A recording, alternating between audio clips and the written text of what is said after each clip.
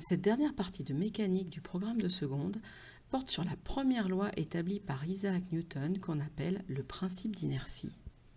Commençons dans cette première vidéo par définir le principe d'inertie. Comme pour toute étude en mécanique, il faudra définir le point qui représentera le système. En général, on utilise le centre de gravité de l'objet. Il faudra ensuite définir le référentiel dans lequel on fait l'étude, lui associer ici un repère qui permettra de donner les coordonnées des différentes positions de la trajectoire, comme par exemple x1 et y1 pour ce premier point. Et enfin, il faudra faire le bilan des forces qui s'appliquent sur le système. Si on est à proximité immédiate de la surface terrestre, la première force à citer est le poids. Mais il faut faire le tour pour trouver toutes les potentielles actions mécaniques qui s'exercent sur notre système. L'objet est-il poussé, tiré, posé sur un support et donc soumis à la réaction R, ou encore accroché au bout d'un fil et donc soumis à la tension T. Les conditions d'étude étant définies, il nous reste à expliquer ce que sont des forces qui se compensent avant de parler du principe d'inertie. Commençons par la définition. On dit que des forces s'exerçant sur un corps se compensent si leurs effets combinés, c'est-à-dire toutes ensemble, n'engendrent aucune modification du mouvement de ce corps. Cela signifie que l'ensemble des forces qui s'appliquent n'ont aucun effet sur le mouvement. Cela est tout à fait possible. Il y a d'ailleurs de fortes chances que cela vous concerne actuellement. En effet, si vous êtes assis devant l'écran, vous êtes soumis à votre poids et à la réaction du support sur lequel vous êtes assis. Pour autant, votre mouvement n'est pas modifié. Vous restez immobile dans le référentiel de la pièce où vous vous trouvez. Les forces qui s'appliquent à vous se compensent. Mathématiquement, on va dire qu'une somme de forces qui se compensent est un vecteur nul, c'est-à-dire un vecteur dont la norme, la longueur, est de 0 cm et qu'on ne peut donc pas dessiner. Comment savoir si une somme de vecteurs est nulle ?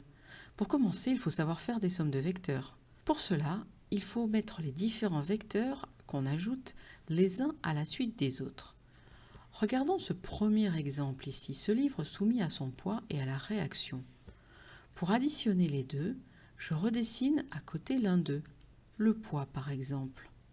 Et à l'extrémité du vecteur, côté flèche, je dessine le vecteur que je désire additionner, en commençant par l'extrémité non fléchée. Et pour faire la somme, il faut tracer le vecteur qui part du début du poids vers la fin du vecteur réaction.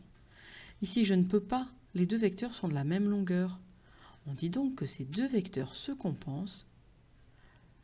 Leur somme est égale au vecteur nul. Recommençons cette somme avec des vecteurs qui ne se compensent pas.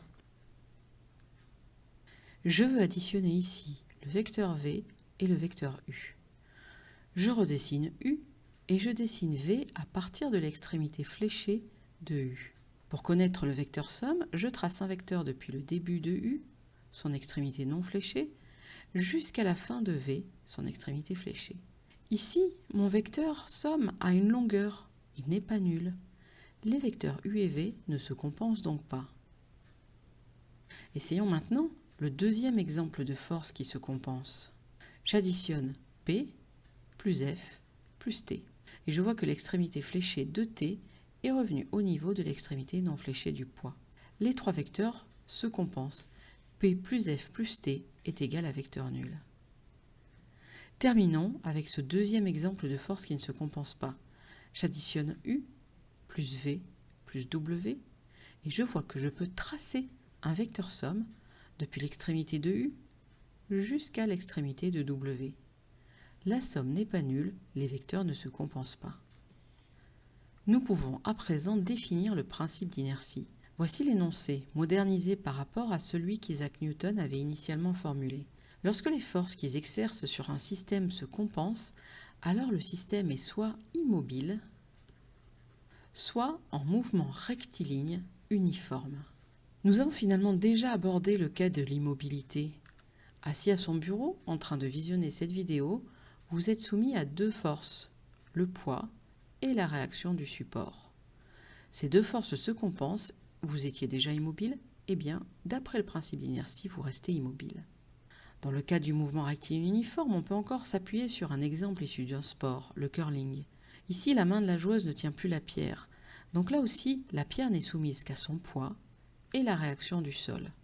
Ces deux forces se compensent. Le système persévère donc dans son mouvement rectiligne uniforme, il avance tout droit et à vitesse constante. La contraposée du principe d'inertie permet d'inverser le raisonnement et de déduire comment sont les forces s'appliquant au système selon le mouvement observé. Ainsi, on dira que si on observe que le système n'est ni immobile ni en mouvement rectiligne uniforme, alors les forces qui s'appliquent à lui ne se compensent pas. On pourra aussi dire finalement que si on observe un objet immobile ou en mouvement rectiligne uniforme, on peut dire que les forces qui s'appliquent à lui se compensent.